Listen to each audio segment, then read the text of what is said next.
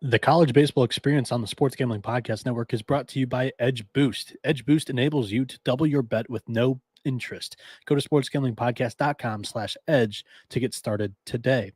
All right, already. Welcome back to a brand new episode of the College Baseball Experience. Good morning, college baseball degens. I'm currently coming at you from the Eastern Time Zone at 5:45 a.m. You can thank your local sportsbook or just DraftKings because they didn't even put out odds until about 1 a.m. So it took me usually about 3 hours to handicap most of these games. And again, they put out to begin, they put out SEC, ACC, Big 10, Pac 12, and Big 12 games. So on here, I will be handicapping all of those. A couple more are trickling out as I was working on the slate, but I'm not going back. I like to do it in chronological order, and I already wrote them down in my notes.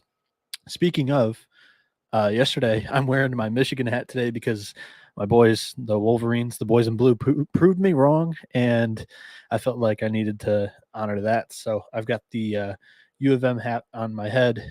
On the day, the picks from this podcast were 3-3, so only plus zero point 0.2 units, which in the grand scheme of things wasn't amazing. Um, we had so South Carolina started off the day. They lost to LSU. Then we hit a bomb in Kansas at plus 200. Virginia at minus 165. Again, that ACC tournament punt play. It's 2-0 this year as Clemson at minus 135 came in on the money line for us. And then Washington minus 110. They were an absolute embarrassment. I think they lost like 17-4 against UCLA. I didn't watch pretty much any game until the nightcap of the SEC and the Big 12 tournaments because it was my mother's birthday yesterday. So I'm actually still feeling quite energized, even though it's 5:45 a.m. on the East, because just I was out running around with some family and celebrating. And then the parlay didn't come through because Notre Dame lost to Pitt in the morning in the ACC tournament.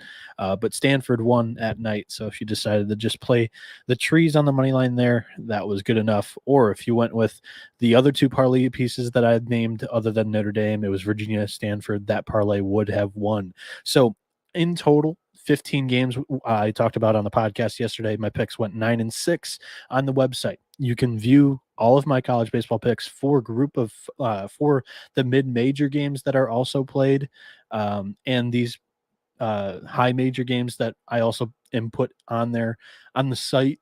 Every game that was bettable yesterday, my record was 29-22, 29-22. So that's two straight winning days here in the postseason, and two straight winning days with that picks page. So it allows me to just put the picks out there. I don't have to talk about them on the podcast because it would take me about 15 minutes to handicap each of those games and write out what I'm thinking. Whereas literally it would take me 5 minutes to go check who I think is pitching. And I'm betting mostly on recent form for most of these teams. And so far it's been quite well, done quite well. So yeah, I think I got most of what I wanted to say out early on in this pod. So before we jump into today's games, let me tell you once again about Edge Boost. If you're not signed up for them, you're missing out currently. Edge Boost is the world's first bet now, pay later Visa card. Similar to buy now, pay later programs, Edge Boost enables you to double your bet with no interest, and you can pay back the advance over 4 equal weekly installments. That's right, 0% interest. Simply deposit the funds into your account, and Edge Boost will match your deposit so you can use 2 times the funds on any legal sports book. So Edge currently offers up to $2,500 in advances, so you can get up to $2,500 additional money into your bankroll. We're going to include my whole betting card at the end of the day. You can use Edge Boost on any of the locks that I give out at the end of the pod. Go to sportsgamblingpodcast.com/edge to sign up today. That's sportsgamblingpodcast.com/edge. You must be 21 years or older to use this, only valid in legal gambling states. And if you have a problem gambling, call 1-800-GAMBLER. Okay, so shout out to Starvin Hagler. I believe he was in here before we even went live. So Shout out to you watching on YouTube Live here at 5:50 a.m. You're a real one. Jumped into the slate here. We begin at 10 a.m. in the Big 12 tournament, where Kansas State is plus 155 on the money line against Texas minus 190. I don't have confirmed starters on this matchup, so it makes me have to project the pitchers here. This is an elimination game, so I think it's going to be all hands on deck for both Kansas State and Texas, but K-State especially because they are on the NCAA tournament bubble. Texas should also feel the need to win this game, but because they're not cemented in as a top 16 seed to host in the NCAA tournament, I project that Kansas State will start their number 2 starter, Herman Fallardo. He last pitched on Friday, so this would be 5 days of rest, which matches what the Cats did with their ace Barema. So that's going to be a current trend throughout the pod. I'll mention like, hey, they started on Friday, and usually if that's the case, and they're starting here on Thursday, that means that they started last week's Thursday starter on Wednesday this week. So they're just going on 5 days rest for most of them. Again, there's like 15 games on here that I handicapped, and that was the case for many of them. On the year, Fallardo is 3-4 with a 6.14 ERA, 59 strikeouts, 36 walks in 66 innings pitched. Same situation for Texas, which makes me project that their SP2 LeBaron Johnson Jr., the sophomore righty, is 7-2 with a 2.81 ERA, 84 strikeouts, 31 walks, and 67.1 innings pitched. These two pitchers have had very different trajectories lately. Fallardo has a 9.36 ERA in his last 4 appearances, where Johnson has a 1.89 ERA in his last 5 starts. I think this is an amazing parlay piece for Thursday, in my opinion. Texas minus 190 is a slam. Then at 10:30 a.m. in the SEC tournament, Texas A&M is plus 115 against South Carolina minus 145. We have a confirmed pitching matchup here. The Aggies will start Justin Lampkin. The freshman lefty is 2-3 on the year with a 6.39 ERA, 65 strikeouts, 25 walks in 50.2 innings pitched. And for South Carolina, it will be Jack Mahoney, and he is 6-2 with a 3.73 ERA, 72 strikeouts, 23 walks in 70 innings pitched. This is all South Carolina here for me. I really believe in their healthy lineup that put up 10 runs in the first game of this tournament, whereas the Aggies, they had an outstanding outing from Wansing in game 1 to get themselves here. Their offense really hasn't done anything too special. And in fact, the Aggies, they have the second worst batting average in the conference, in a ballpark that, like the Hoover Met, you're not going to be able to hit many home runs out of here. We've only really seen 1 home run a game so far through the SEC tournament. It's a big pitcher's park, so I have to favor the team with the better starter on the mound. So give me South Carolina at minus 145. Then in Omaha at 11 a.m., we have Michigan State plus 120 against Rutgers minus 150. We have a confirmed starting pitcher matchup here in this one, as the starter Spartans will start Andrew Carson, and my high school teammate is the cousin of this kid. Carson is a senior righty with a 3-4 record, 3.91 ERA in 5 starts this season, 50.2 innings pitched, 47 strikeouts, 23 walks. He has a 7 ERA in his last 3 appearances. And the Scarlet Knights will start Drew Conover. He's 5-4 on the year with a 4.50 ERA, 79 strikeouts, 43 walks in 64 innings pitched. Both of these teams battled in their first games. Sparty, they went to Piscataway and took 2 of 3 from Rutgers earlier in the season. So at plus money, that's my pick, because it's tough to get behind Carson's recent form, but if Sparty's hitting, which they actually didn't really get rolling against Maryland, I think they only scored 2 runs, but it was like a 3-2 ball game. They were in it. I think that they have a fighting chance here at plus money. So I think State's the pick there. At 11 a.m. in the ACC tournament, it's Pitt plus 285 against Wake Forest. Pitt's media recap from the Notre Dame game earlier on Wednesday predicted that the pitching matchup will be Logan Evans against Rhett Lauder. So I'm going with that. Rhett Lauder was the easy one to predict. Logan Evans for Pitt does help a lot here. Evans has a 5-2 record for Pitt this year with a 5.90 ERA, 42 strikeouts, 16 walks in 46 innings pitched. Evans has pitched 5 innings in each of his last 4 starts. He has a 3.83 ERA, so he's actually in pretty good form here. And Louder, on the other hand, was just awarded with the ACC Pitcher of the Year award for the second year in a row during this week. So my only hang up here is, could this, like, obviously Wake Forest is the number 1 team in the country. This is going to be a parlay piece for many people. Could it be a little bit of a hangover spot after Louder got the reward? The team did a really nice thing, and they all made a bunch of statements. They put together a video to celebrate with him. But, I mean, he's been dominant. He's got a 12-0 record with a 1.73 ERA, 108 strikeouts, 17 walks, and 88.2 innings pitched this year. So happy Brett Lauder Day to those who celebrate. Wake Forest is going to be my pick here, but I think Pitt was playing in these I like the way that Pitt is playing in these ACC tournament games lately. Last year, they won their pool. They went 2-0, and they went to the semifinals. This year, they started 1-0 again. I'm going to say this: proceed with caution if you're going to bet on Wake Forest. At 1 o'clock p.m. in the Pac-12 tournament, Arizona State is plus 105 against Oregon State minus 135. There wasn't starting pitchers announced for either team, so I'm going to have to project the matchup here. Last Thursday, Timmy Manning started for Arizona State. He would be on normal rest going again this Thursday if that's the case. However, Manning is Manning is only 1-4 on the year with a 7.51 ERA.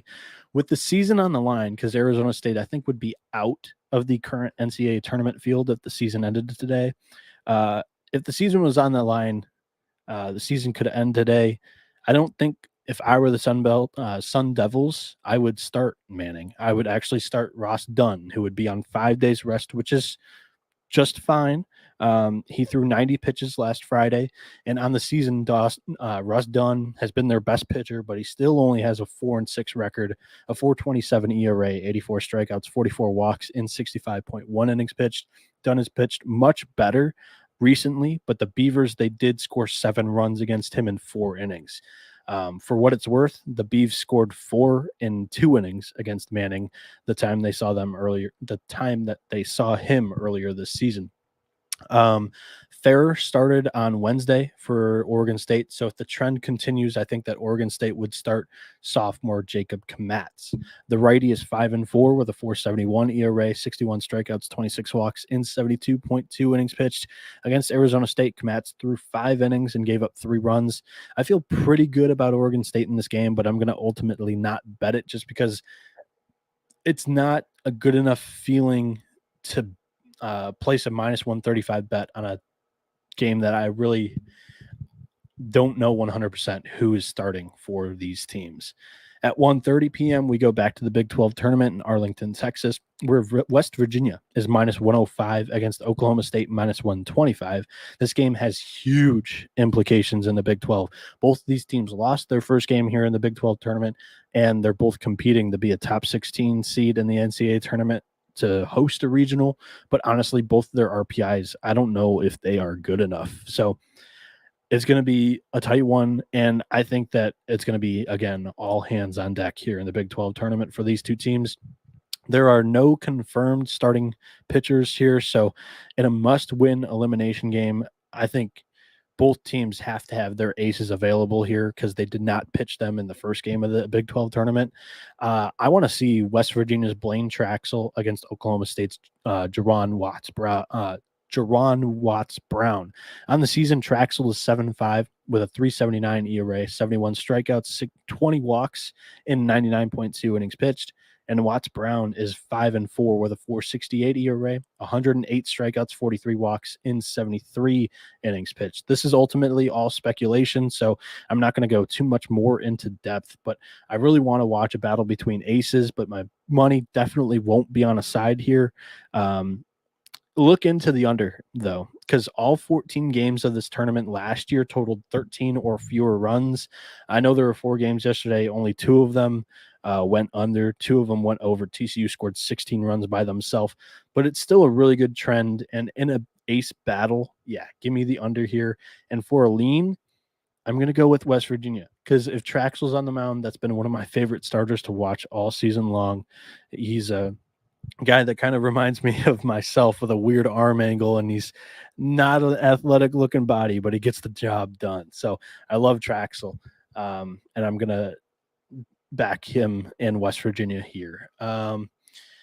Before we move on, let me tell you more about Shady Rays because SGPN is teaming up with them for Shady May. Not only do you get an amazing 50% off, but you also have the chance to win $500. Shady Rays has you covered from the sun to the slopes with premium polarized shades, customizable snow goggles, and much more. Shady Rays has durable frames and extremely clear optics for outdoor adventures. If you lose or break your pair, even on day one, they told us that they will send you a brand new pair, no questions asked. If you don't love them, exchange them for a new pair or return them for free within 30 days. There's no risk when you shop with Shady Rays. Their team always has your back. And for our international listeners, Shady Rays has you covered as well with shipping to Canada, Australia, New Zealand, and the United Kingdom. So go to shadyrays.com and use code SGPN for 50% off 2+ pairs of polarized sunglasses. And remember, May is almost over, so make sure to take your receipt to sportsgamblingpodcast.com/shady for your chance to win the $500 Shady May contest. Okay, back to the games here. I got to flip the page. I'm going to actually grab a drink here too.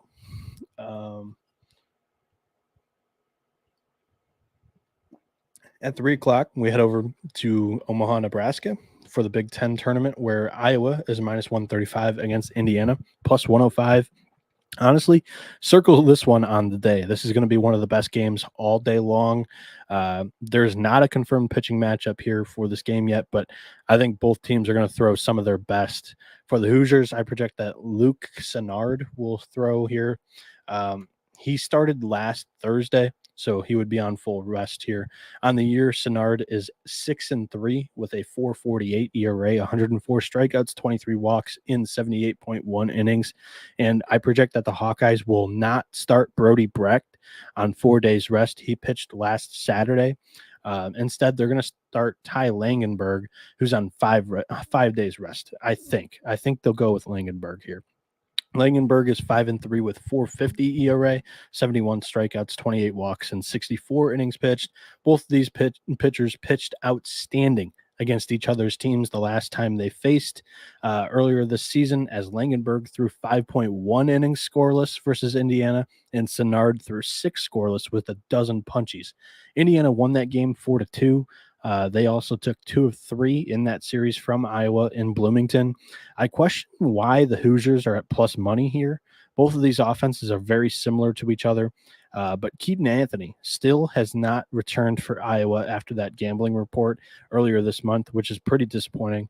I thought that he would be back for the postseason after missing 10 games so far, but he's Iowa's best hitter. This is the only edge that I could really find between the two teams.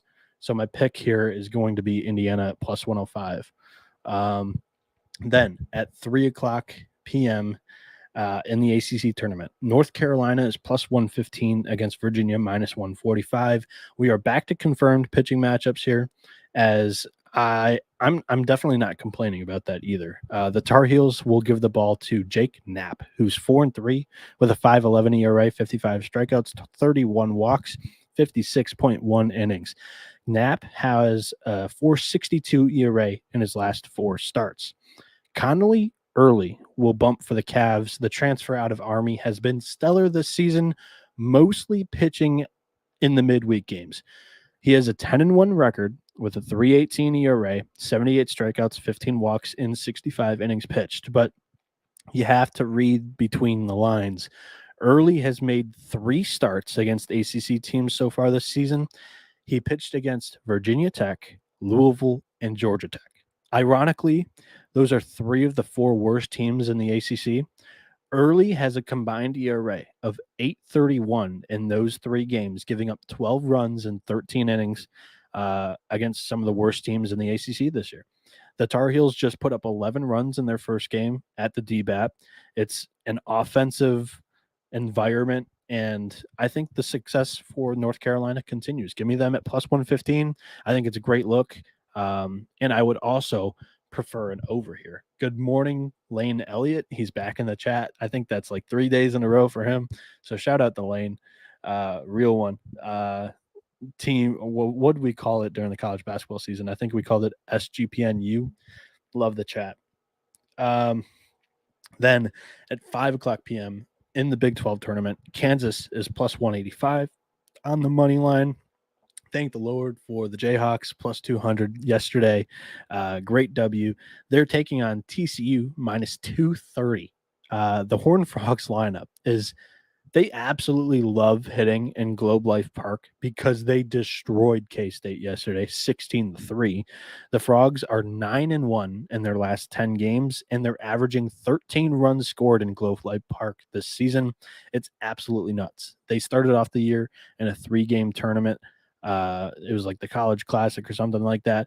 They were putting up mad runs in that game. Then in the last game, they had 16. So they're averaging 13 runs in the stadium, and it's a pitcher's park. There's no confirmed pitchers for this game, so I'm going to project that Hunter Cachero will make his 8th start for the Jayhawks this season. Cachero is 3-1 with a 6.75 ERA, 24 strikeouts, 8 walks, and 44 innings pitched.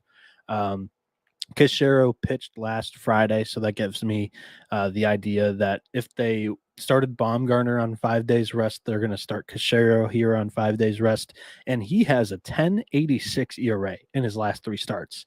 And then for TCU, I project that Cole Klecker will start, and the freshman righty is 9-4 on the year with a 3.84 ERA, 53 strikeouts, 24 walks in 72.2 innings. This is an absolute smash spot here for TCU because their sticks are so hot right now, and they didn't have to waste any important relievers in that blowout win yesterday. So TCU, what little bullpen arms they have, they still have them available. I think it's a very nice parlay piece for Thursday. So TCU minus 230 has my full endorsement there. Jordan Thackeray in the chat, he goes, love following these picks. Keep up the good work, bro. Thanks for tuning in, Jordan. Goes out.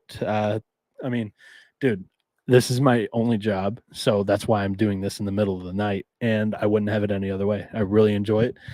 Thank you all for tuning in live. At 5:30 p.m. in the SEC tournament, oh baby, it LSU against Arkansas. The Tigers are minus 150. The Hogs are plus 120. We don't have a confirmed pitching matchup here, but every college baseball fan is hoping and praying that the stars align and we see LSU's Paul Skeens against Arkansas's Hagen Smith, the top 2 pitchers in the SEC on the top 2 teams in the SEC West Division. On the year, Skeens is 10-1 with a 1.77 ERA, 164 strikeouts, 15 walks in 86.2 innings. Earlier this season, Skeens started against the Razorbacks, and he surrendered just 1 run on 2 hits in 7 innings. The bullpen proceeded to give up 9 runs and blow that win for Skeens. Hagen Smith is 8-1 on the year with a 2.56 ERA, 93 strikeouts, 37 walks in 63.1 innings.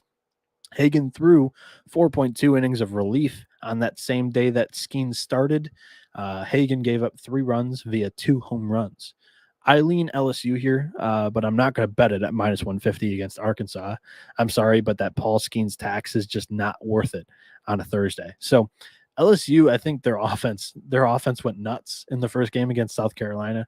It's one of the best in the country, one of the best lineups in the country.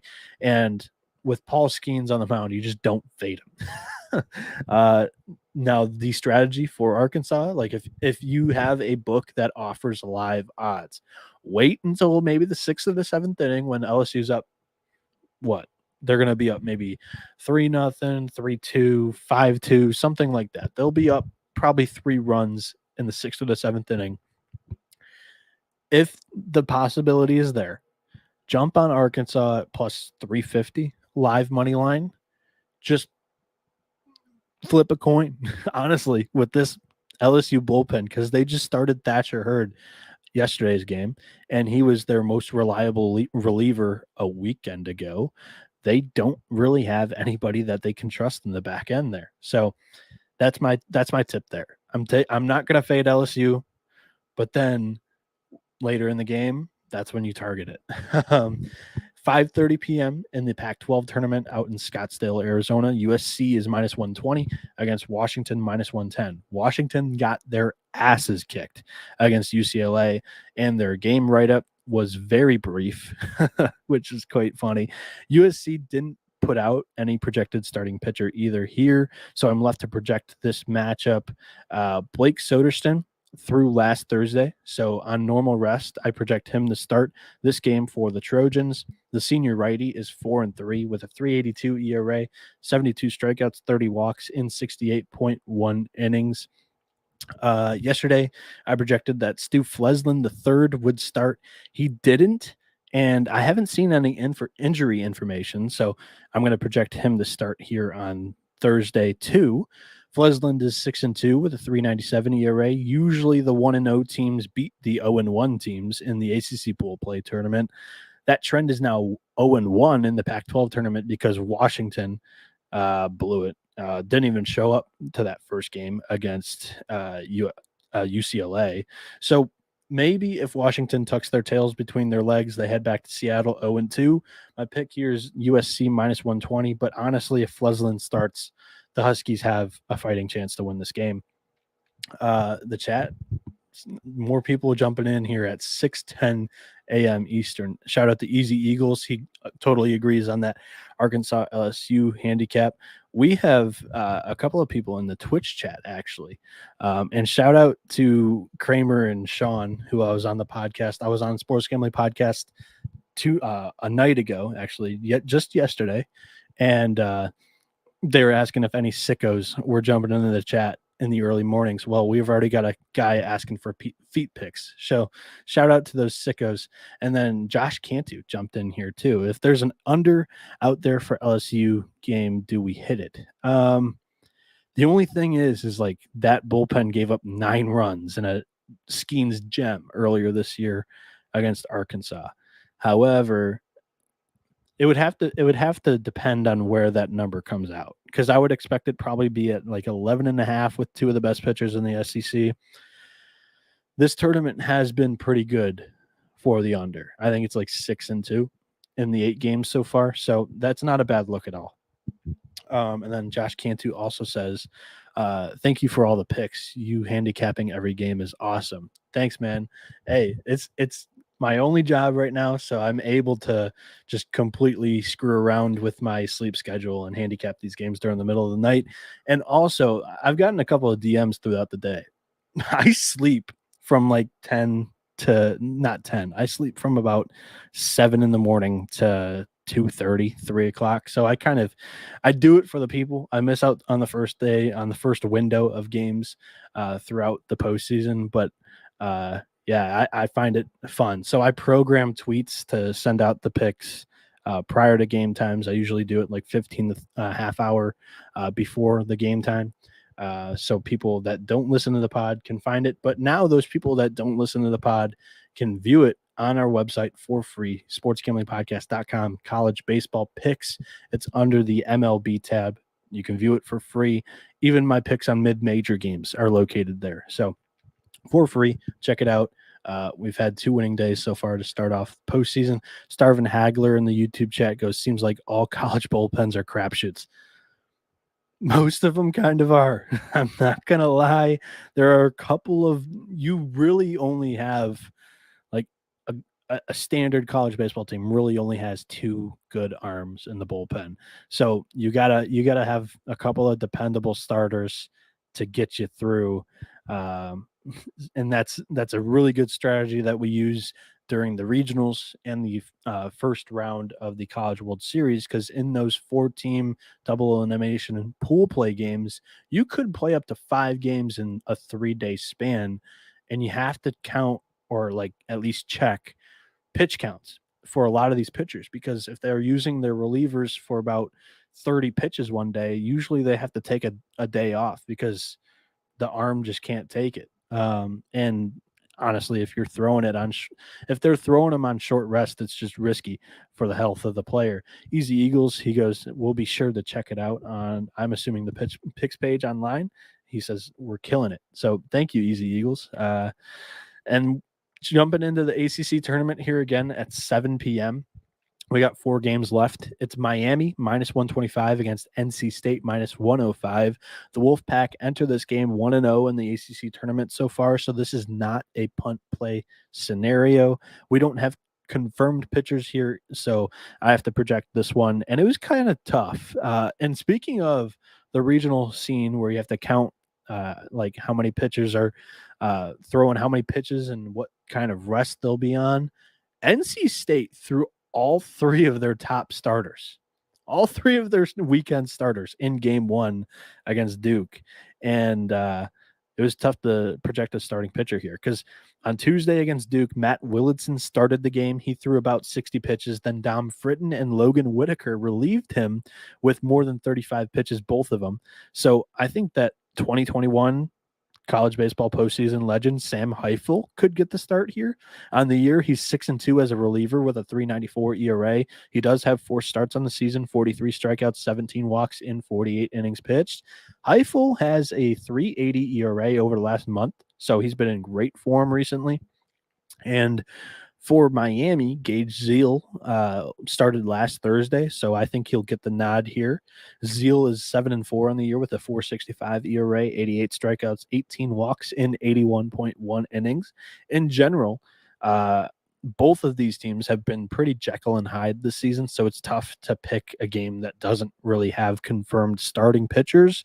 I lean NC State here just because I think that they're comfortable in this ACC tournament. Last year, they went 2-0 in their pool. They went all the way to the championship game.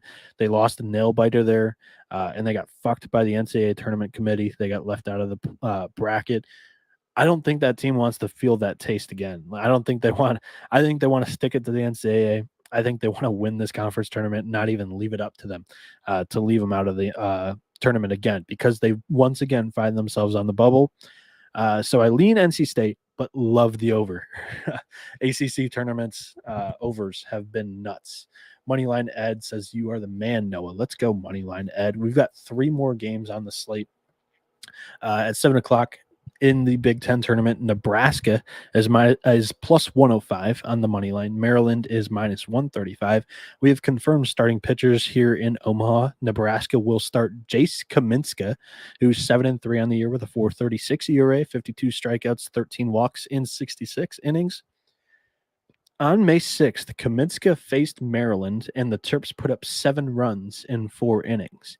Maryland will start Nick Dean, who's 3-1 on the season with a 5.20 ERA, 68 strikeouts, 27 walks in 64 innings pitched. And on Cinco de Mayo, he did face Nebraska. He only gave up 2 runs in 4 innings. But his 2 most recent starts since, Dean has an ERA of 15.18. So 15.18 is his ERA in his 2 starts against Minnesota and Penn State. Those are the two most recent starts here. So honestly, Nick Dean was a guy that we were all really, really, really looking upon highly last season. Last season, he was the ace going into the year. He didn't pitch pretty well. He didn't pitch well. And then again, this year, we were hoping for a bounce back year, and it just hasn't quite happened. He's not in good form lately. So I'm staying away from this game, but I think both offenses might put up a good amount of runs. So I lean Terps, and I like the over. 8:30 p.m. I lied. We have 3 more games now. 8:30 p.m. Oakland. Jesus Christ. It's not the MLB, and that team sucks. Oklahoma is plus 110 against Texas Tech, who's minus 140. The pitchers have not been confirmed for this game, but the Sooners are in a really, really good spot. Yesterday, I projected that their ace, Braden Carmichael, could get the start, but he did not. So that allows him to throw today on full rest. Carmichael is 7-0 with a 3.25 ERA, 57 strikeouts, 12 walks in 69.1 innings pitched. Barring an injury, which I didn't hear any injury news, I feel pretty good about Carmichael making the start here. And for the Red Raiders, I think they'll start Trenton Parrish, who's 3-2 with a 6 ERA and 9 starts this season, 57 innings, 50 strikeouts, 35 walks. He started last Friday, so that would put him on 5 days rest. I feel pretty good about this projection. Both of these guys are on full rest, and OU's ace Carmichael, if he throws plus 110 is a great price. That's not where it's going to get closed at.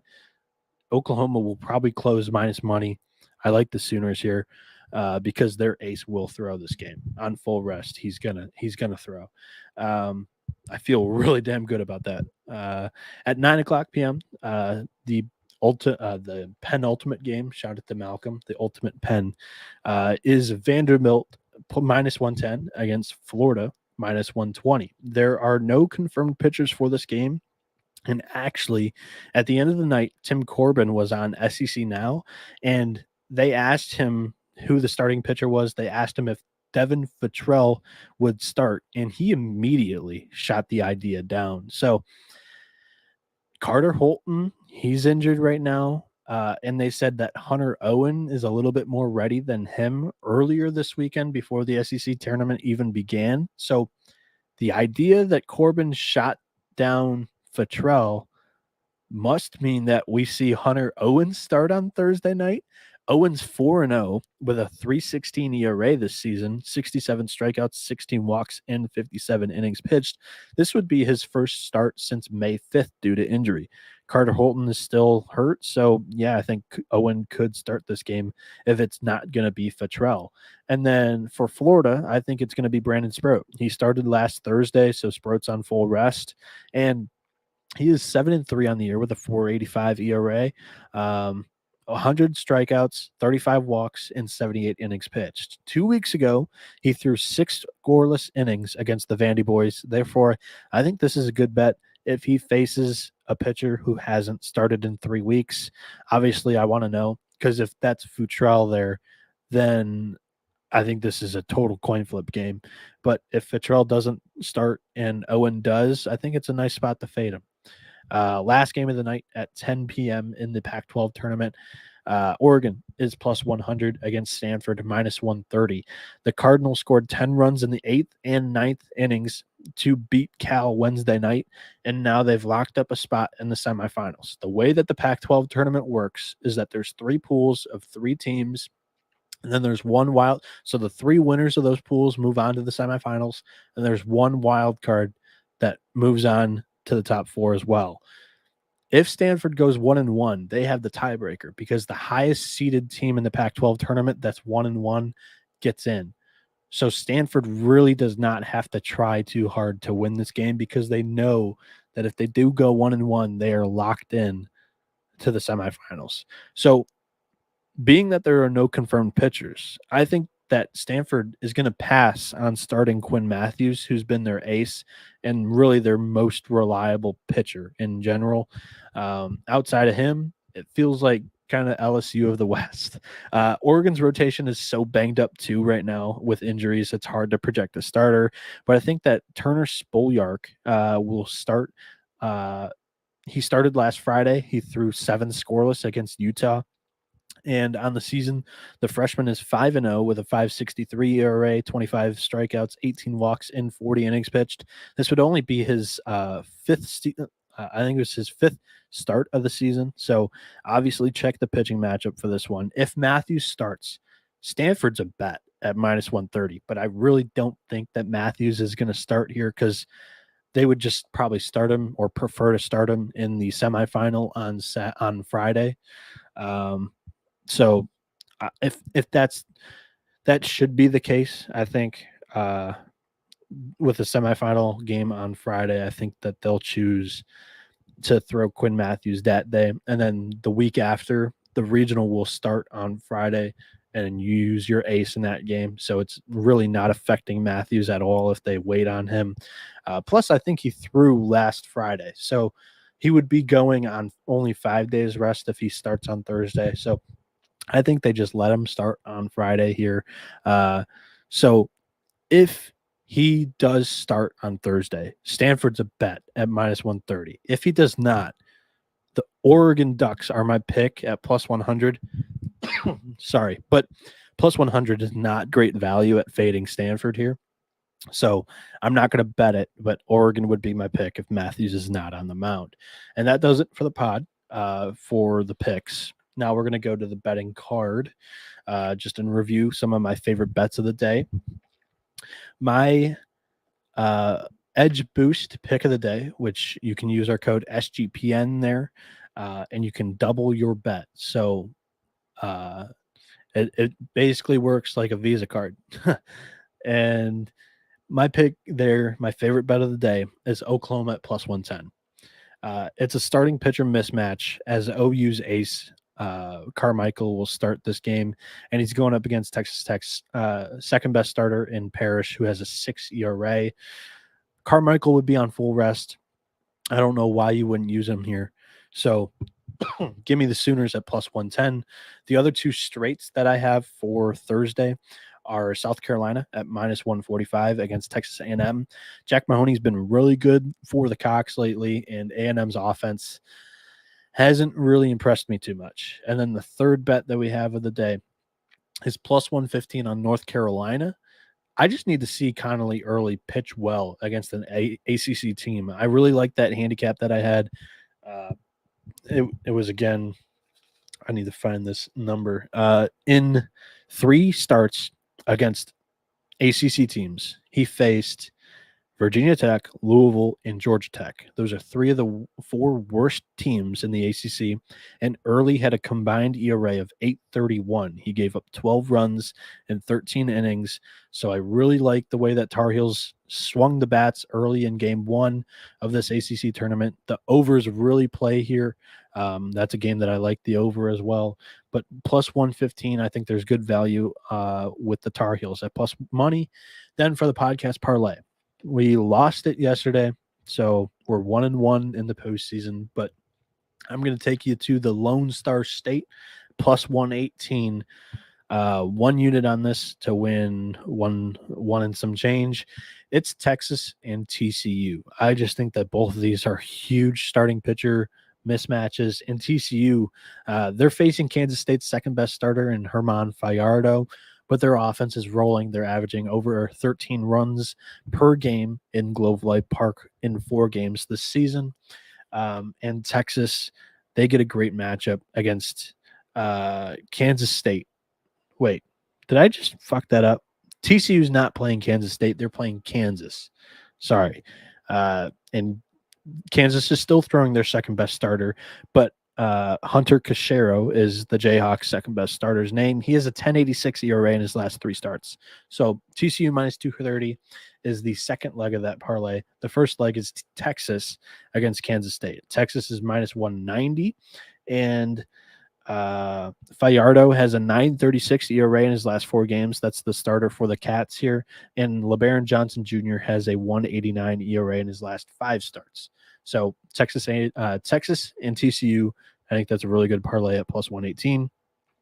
Lane Elliott, one more comment in the chat at 6:25 a.m. Shout out to him. He goes, North Carolina got the W the other day. Yes, UNC won. They were the team that beat NC State in the championship of the ACC tournament last year, I believe. That was another team that won their pool last year. So they are very comfortable in playing in these pool play games in the ACC tournament. So give me the Tar Heels here. That does it for the picks on the pod. Plugs. So check out the picks page on sportsgamblingpodcast.com. It's college baseball picks. You can find it under the MLB tab, or it's really cool. You can type in college baseball picks on Google, and we're one of the first links that pop up. I put in all of these picks plus mid-major games, and we've had 2 winning days on that website, picking every game that there's betting odds offered for it. So check that out. Check me out on Twitter at 77NB, the word 70, the number 7NB. I will be tweeting out totals that I find usually. So this is the policy. You can hit me up all you want, but I'm asleep. I sleep from probably 7 to yesterday. I woke up at 3 o'clock, 3:30, something like that. And that's when I'll respond. However, like Twitter's weird, and my DMs have been awful through the last 2 months or whatever. I've just recently been able to open and reply. I used to be able to just only open them and I couldn't respond to people, which was really, really weird. But now that's fixed, but they still don't notify you when you get a new DM from somebody. You have to go into the new requests and then accept it or whatever. But my DMs are open. I am free to talk to whoever and hit me up about anything. I was doing the same thing for college basketball as well. TikTok, it's also 77NB. I will be posting stuff prior to the NCAA tournament beginning over there because I actually have somewhat of a good following on that profile somehow from college basketball picks. You can follow the show on Twitter at TCE on sg.pn. Check out the college football experience. There was a new episode yesterday. Welcome Colby back to the States. We'll get him on the podcast here sometime soon. Probably a reaction show of the NCAA tournament bracket being released on Memorial Day. That's probably when we'll get Colby here. So they have a brand new episode out on the college football experience, college basketball experience, doing off-season pods. Now that Colby's back, they'll be probably one a week, I think. So shout out Moneyline Mac there. He's doing also the NFL gambling podcast. So shout out them. Shout out the Sports Gambling Podcast who had me on the show just last night. Go check out that episode. It's the last half hour. We're talking about college baseball. Had a little fun on that show. NASCAR gambling podcast, golf gambling podcast, F1 gambling podcast. SG.pn's great. So Josh Cantu just commented, when will I post today's picks on the site? After I place my bets for today, and once I get this podcast uploaded to Spotify and Apple and all the good podcasting platforms out there for the people. So yes, that will be up in probably 15 minutes. I got to look through some of the games, see who some of the mid-major teams are starting, but yes, that will be up probably about 7 a.m. time. So 6:30 a.m. for your boy. I'm signing off. I got to get the pod up. Games start at 10 a.m. today in the Big 12 tournament. It was Texas and Kansas State, and we have a bet on that game. So I got to get everything ready to go. I got to program some tweets to send out before that game. And yeah, I don't think I have anything else to plug. Thank you guys for joining in live. Of course, DraftKings didn't put out odds till 1 o'clock, so I couldn't start till 1 a.m. But it was kind of fun having a couple of you guys in here live. I don't think the goal is to start it at 5:40 every day, but that is a positive to a negative. I really appreciate you guys jumping in here, interacting live. Shout out to the boys. SGPNU, love you all. So yeah, with that, I think the show has to be over. I keep rambling on. I suck at outros, but thank you all for tuning in. You've been experiencing the better side of college baseball with the college baseball experience. Adios, amigos.